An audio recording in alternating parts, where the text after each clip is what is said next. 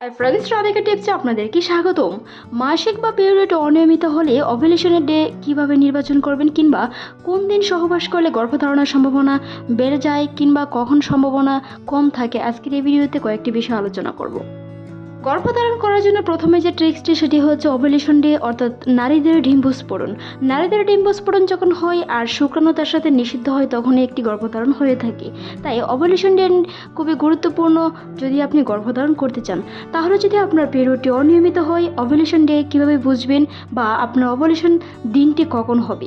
যাদের মাসিক সাইকেল 30 দিন বা 28 দিন হয়ে থাকে, তাদের পিরিয়ড টাইমের 30 দিন সাইকেলের মধ্যে ওভুলেশন টাইমটি হয়ে থাকে 14তম দিন, কারো ক্ষেত্রে 13 থেকে 18তম দিনের ভিতরে হয়ে থাকে। যদি মাসিকটি অনিয়মিত হয়, সেই ক্ষেত্রে ওভুলেশন ডে কীভাবে গণনা করবেন, বিশেষ কিছু শারীরিক লক্ষণের মাধ্যমে আপনাকে নির্বাচন করতে হবে ডিম্বাণুটি আপনার কখন বের হয়, কিংবা আপনার ওভুলেশন ডে ঠিক কত তারিখে। যদি আপনার মাসিক সাইকেলটি 21 দিনের কম হয়ে থাকে, তাহলে আপনার ওভুলেশন ডে হয়ে থাকবে 7 থেকে 13তম দিনের ভিতরে। আর যদি আপনার রেগুলার মাসিক হয়ে থাকে, সেই ক্ষেত্রে 13তম দিন থেকে 18তম দিনের ভিতরে। বাজারে বিভিন্ন ধরনের ওভুলেশন কিট কিনতে পাওয়া যায়, সেগুলো টেস্ট করে দেখতে পারেন। এখন আসি মূল আলোচনায়। যদি আপনার পিরিয়ডটি অনিয়মিত হয়, তাহলে আপনি বিশেষ কিছু লক্ষণের মাধ্যমে প্রকাশ পাবেন। তার মধ্যে একটি লক্ষণ হচ্ছে শরীরের তাপমাত্রা বৃদ্ধি পাওয়া।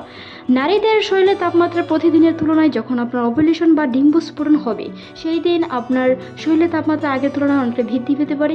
শরীরের তাপমাত্রা কিছুটা চিনচিন অনুভূত হতে পারে, সাদা স্রাব যেতে পারে। বিশেষ করে যদি আপনার মাসিকের পরপরই সাদা স্রাব যায়, কিছুটা ডিমের সাদা অংশের মতো চেপে ধরার মতো বা কিছুটা তরল অংশের মতো সাদা স্রাব যায়, তাহলে আপনাকে বুঝতে হবে ওভুলেশন টাইম হয়েছে।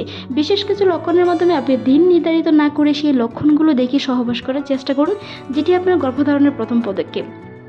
একটি শুক্রাণু যখন ডিম্বাণুকে না পায়, তখন সেটি গর্ভধারণ হয় না। আপনি যদি ডিম্বস্ফোরণের দিন সহবাস না করেন, ডিম্বস্ফোরণ থাকাকালীন সহবাস না করেন, সেই ক্ষেত্রে কিন্তু আপনার গর্ভধারণ কোনোভাবেই হবে না। তাই যদি আপনি বীর্যকে ডিম্বাণুর সাথে নিষিদ্ধ করতে চান, সেই ক্ষেত্রে কিন্তু অবশ্যই আপনাকে ওভুলেশন বা ডিম্বস্ফোরণের দিনই সহবাস করতে হবে, যেটি আপনার গর্ভধারণের সম্ভাবনা বাড়িয়ে দেয়। প্রতিদিন সহবাস না করে একদিন পর পর সহবাস করার চেষ্টা করুন, যেটি আপনার বীর্যের গতিশীলতা ও বীর্যকে শক্তিশালী করতে সহায়তা করে। পুষ্টি সমৃদ্ধ খাবার, পর্যাপ্ত পরিমাণে পানি, এমনকি পুষ্টি সমৃদ্ধ খাবার নির্বাচন করুন, যেটি আপনার শুক্রাণুকে হেলদি ও শক্তিশালী করতে সহায়তা করে। তাই পর্যাপ্ত পরিমাণে পুষ্টি সমৃদ্ধ খাবার রাখা অবশ্যই জরুরি।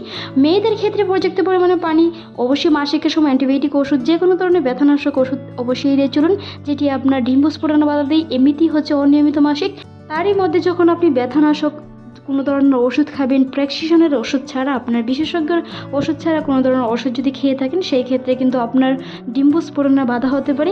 এমনিতেই অনিয়মিত মাসিক, অনিয়মিত পিরিয়ডের কারণে আপনার ওভুলেশন ডে গণনা করা খুবই কঠিন। তাই এই বিশেষ লক্ষণগুলোর মাধ্যমে প্রকাশ পেয়ে থাকে, বা বিশেষ করে এই লক্ষণ যদি প্রকাশ পায়, অবশ্যই আপনাকে সেই দিন সহবাস করার চেষ্টা করতে হবে। মনে রাখবেন, সহবাস করার পরপরই ফ্রেশ হতে চলে যাবেন না, অন্ততপক্ষে 20 মিনিট অপেক্ষা করে তারপর ফ্রেশ হতে চলে যান, যেন বীর্যটি সহজেই জরায়ুতে প্রবেশ করতে পারে, ডিম্বাণুকে নিষিদ্ধ করতে পারে। ভিডিওটি এই পর্যন্তই। ভালো লাগলে সাবস্ক্রাইব করুন। এতক্ষণ দেখার জন্য অসংখ্য ধন্যবাদ।